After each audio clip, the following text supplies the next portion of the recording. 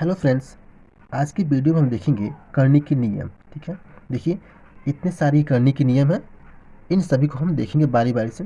ठीक है, जैसे देखिए अगर क्वेश्चन में इस रूप में आ जाए, ठीक है, तो इसको हम डायरेक्ट इस रूप में लिख सकते हैं।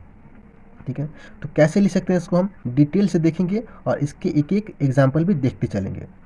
तो इससे पहले हमको इसके कुछ बेसिक नियम है जिसको जानना चाहिए, तो पहले इसको हम देख लेते हैं। देखिए यहाँ पे ये जो चिन्ह है इसको हम कहते हैं करनी।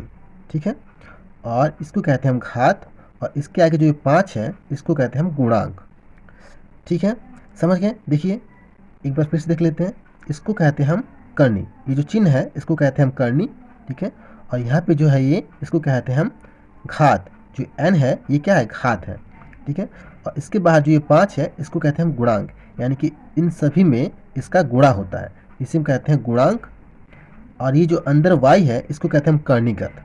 ठीक है, अब देखिए अगर ऐसा लिखा हो कि करनी में 3, तो इसको अगर हम घात रूप में चेंज करेंगे, तो करनी में 3 को अगर हम घातांकी रूप में लिखेंगे तो कैसे लिखेंगे, देखिए इसको लिखेंगे हम 3 के घात 1/2।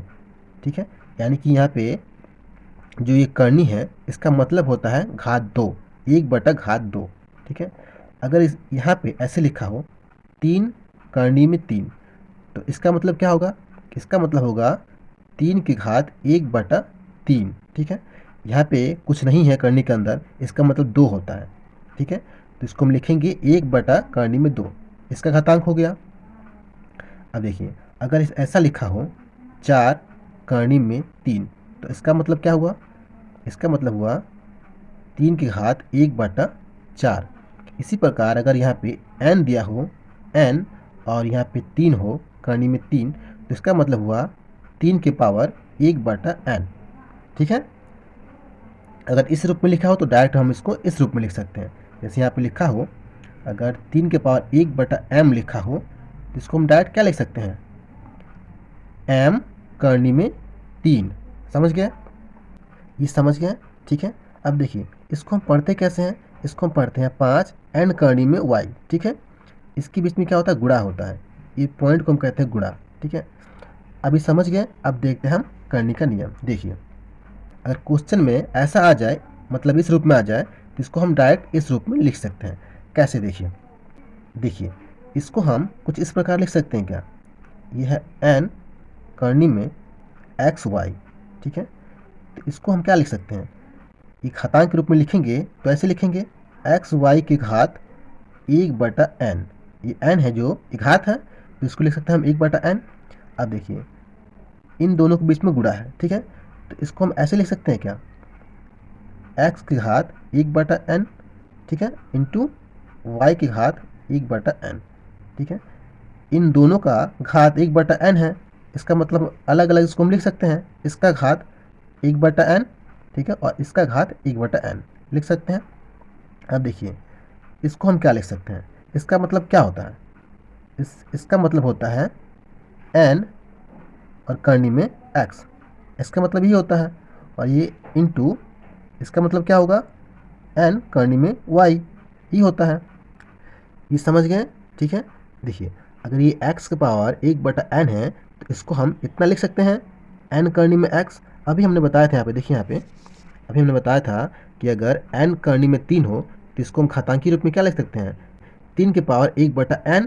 ठीक है, और अगर ऐसा हो तो इसको हम इस रूप में लिख सकते हैं, यानी कि 3 के पावर 1/n घातांकी रूप में लिखा हो, तो इसको हम यहाँ पे n करनी में 3 लिख सकते हैं। ठीक है, तो उसी प्रकार यहाँ पे देखिए, यहाँ पे x का पावर 1/n है, तो इसको हम क्या लिख सकते हैं, n करनी में x। ठीक है, तो देखिए इसी प्रकार हम इसको डायरेक्ट इतना लिख सकते हैं। यह आ गया हमारा यहाँ पे। तो इसका हम एक एग्जांपल देख लेते हैं। देखिए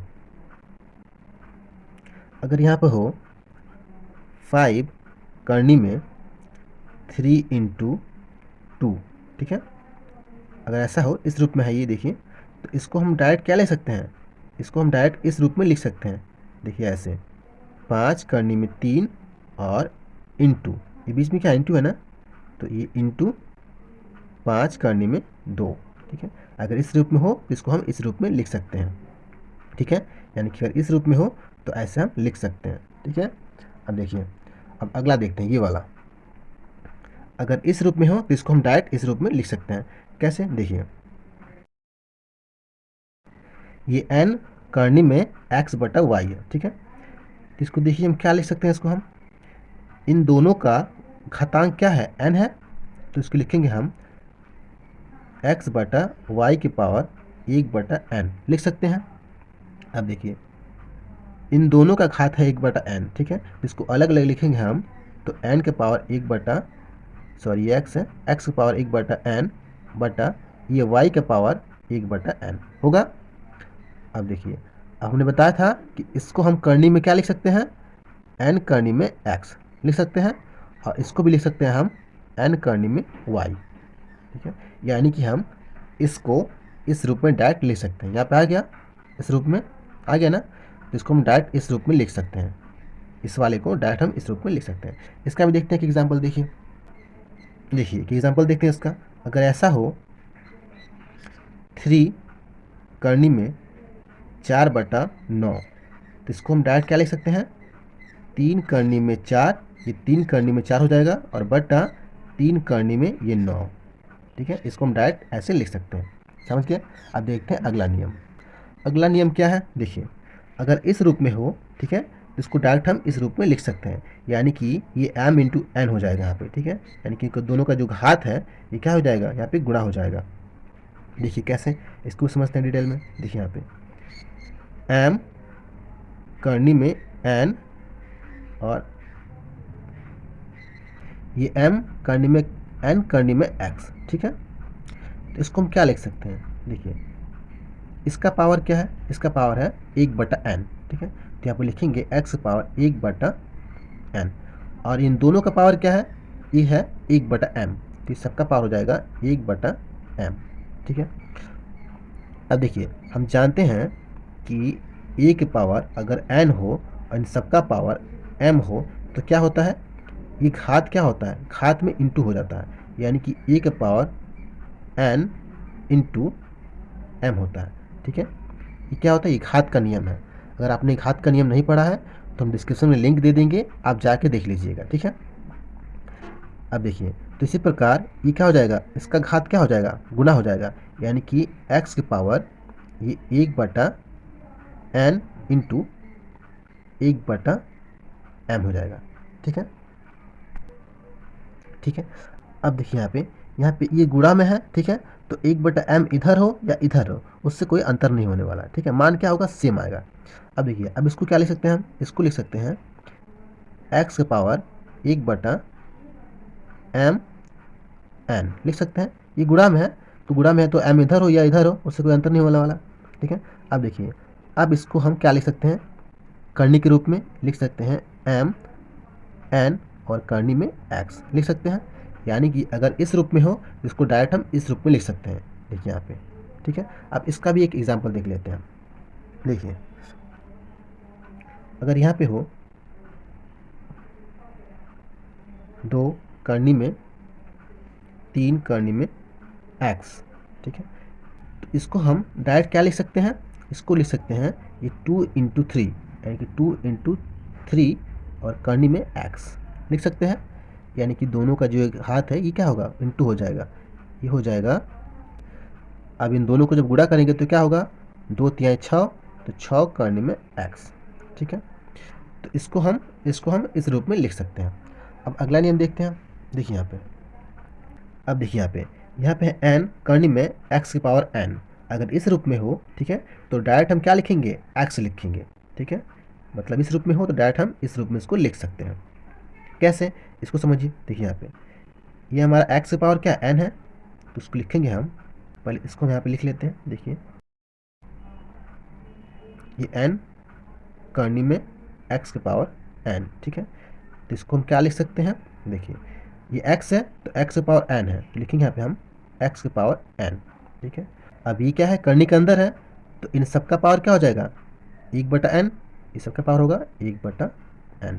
ठीक है, और अभी हमने ऊपर देखा कि अगर इस रूप में हो तो क्या होता है, घात इसका गुणा हो जाता है, यानी कि एन इंटू एम हो जाता है। तो देखिए यहाँ पे क्या होगा, घात गुणा हो जाएगा, यानी कि एक्स का पावर होगा एन इंटू ये 1/n होगा। तो देखिए इस एन से ये एन कट जाएगा, तो क्या होगा, ये होगा एक्स का पावर 1 होगा, 1 बचेगा ना, यानी कि बराबर एक्स होगा।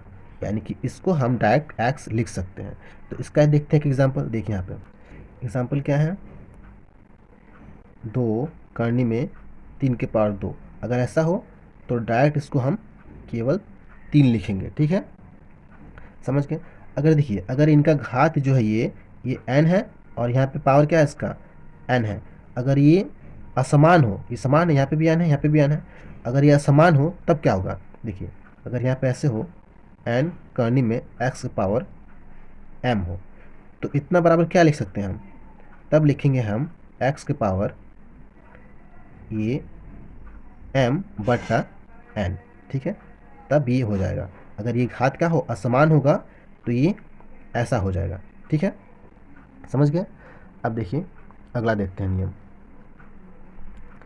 ये नियम क्या है, अब देखिए यहाँ पे अगर n करनी में a बराबर b हो, ठीक है, तो इसको हम डायरेक्ट क्या लिख सकते हैं, a बराबर b के पावर n, ठीक है, यानी a का मान क्या हो जाएगा, a बराबर b के पावर n होगा, ठीक है। कैसे इसको समझते हैं, देखिए इसको हम क्या लिख सकते हैं, इसको हम लिख सकते हैं a के पावर 1/n लिख सकते हैं घातांकी रूप में, और बराबर ये b, ठीक है। तो हमको a का मान ज्ञात करना है, ठीक है, तो क्या करेंगे इसके लिए हम इस पावर को हम हटाएंगे, इसको विलुप्त करेंगे। तो देखिए, तो विलुप्त करने के लिए क्या करेंगे, हम इसमें n से गुणा कर देंगे, ठीक है, यानी कि a के पावर 1/n गुणे n होगा। तो जब इसमें हम n से गुणा किए हैं इसके पावर में, तो मान में अंतर ना पड़े, इसलिए इसके पावर में भी हम n से गुणा करेंगे, तो बराबर b के पावर n।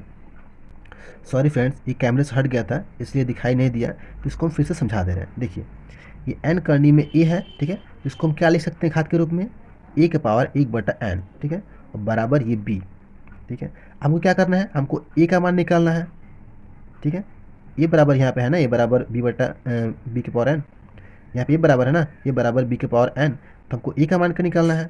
तो जब a का मान हम निकालेंगे तो हमको पावर क्या करना है, विलुप्त करना है। तो इसके लिए हम क्या करेंगे, n से गुणा करेंगे, तभी तो ये n हटेगा।